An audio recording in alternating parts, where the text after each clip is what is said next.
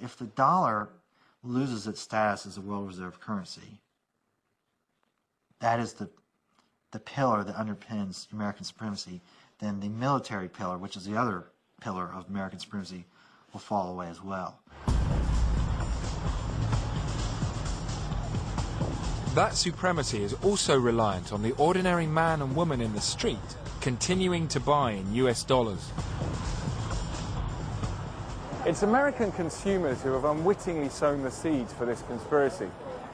Americans are among the biggest spenders and the worst savers in the world. Buy now and pay later seems to be their motto.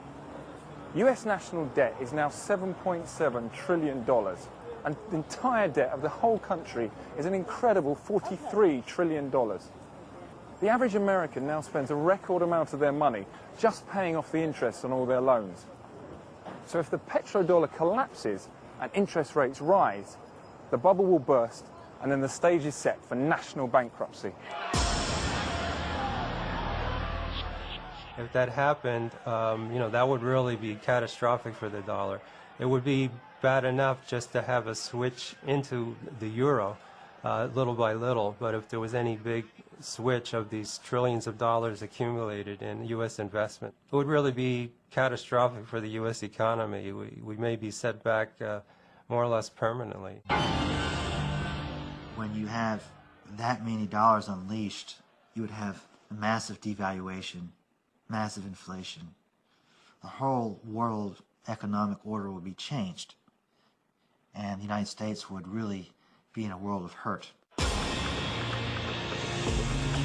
Teetering on the knife edge of financial meltdown, the US has always needed to keep a firm hand on the trading of its oil dollars. But in November 2000, the most serious attack on the sacred dollar was about to take place. If left unchecked, it could have been an economic Pearl Harbor.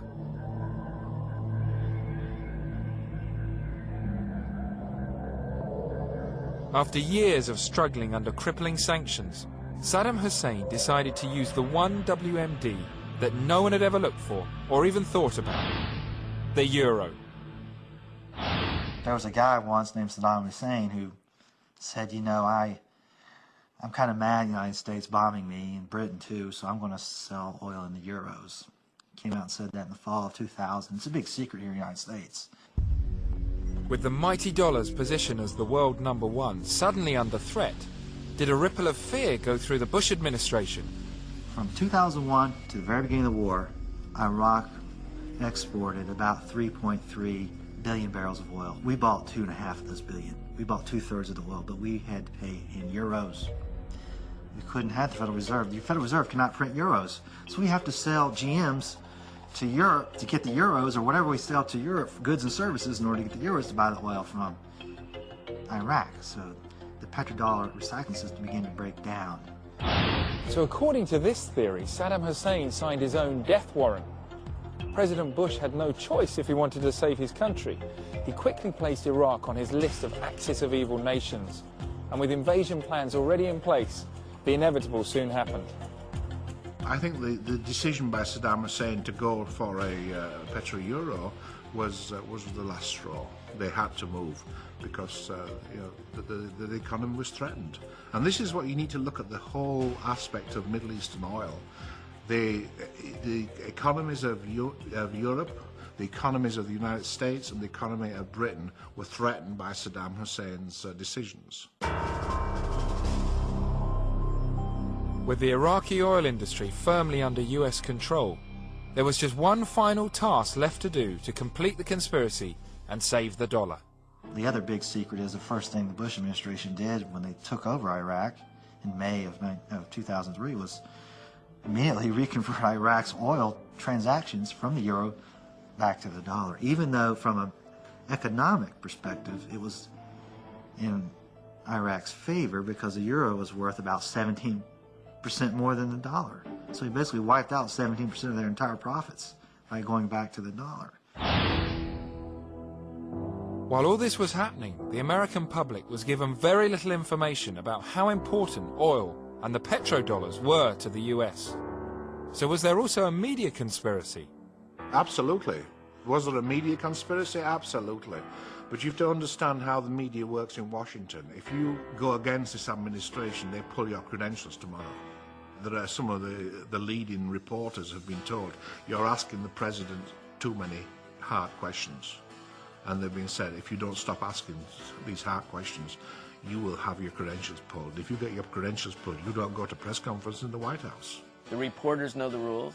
Even those who are sympathetic and who understand the truth and the reality also recognize that should they try to project the voice or allow the voice of those who have the position not of the loyal opposition to the empire, but those who really are exposing the empire, that they will be silenced themselves. Re-elected for a second term of office, George W. Bush seems intent on staying in Iraq and keeping control of the country's oil. The petrodollar appears to be safe, but one other country has dared challenge the US control of the black gold. After years of denouncing America as the spawn of Satan, Iran has announced that in 2006 it will set up its own oil trading exchange that could threaten the exchanges of London and New York. Worse news for Bush and his all-conquering dollar is that Iran intends to invite all of the world's oil producers to trade their oil in euros. The same scenario that happened in Iraq is beginning to repeat itself. I'm afraid it's deja vu. This is what we've done with Iraq. Guess what? They are up for a big surprise. Iran is unlike Iraq. Population-wise, Iran is more than double Iraq. As far as the terrain and the territory, it's a harsher country. You know, it's mountainous, resistance could be incredible. They were hoping that the invasion of Iraq would send a message to other countries that are contemplating going off the dollar standard. You know, that obviously hasn't worked out the way they intended it to. So it remains to be seen how far they're prepared to go in order to protect dollar hegemony. And the unthinkable is already starting to happen. Saudi Arabia, which has the world's largest oil reserves, is showing an interest in switching its oil trades into euros. If Saudi Arabia makes the switch to euros, all other oil-producing countries will follow suit. Is the US going to let this happen? Is America going to stand by and let countries switch to euros, so America then loses its place as the world's superpower and loses all the money it gets in petrodollars? And if not, how far is the US going to go to stay number one? We could look upon the invasion of Iraq as a good thing. On the other hand, we could look at the beginning of World War III. So there you have it. From WMDs to US dollars to securing global oil supplies, everyone seems to have a take on why we went to war. Now, according to the White House and Downing Street, the war was about freedom and democracy. But according to one explanation, an alternative theory, it was a huge conspiracy designed to secure nothing less than US global supremacy.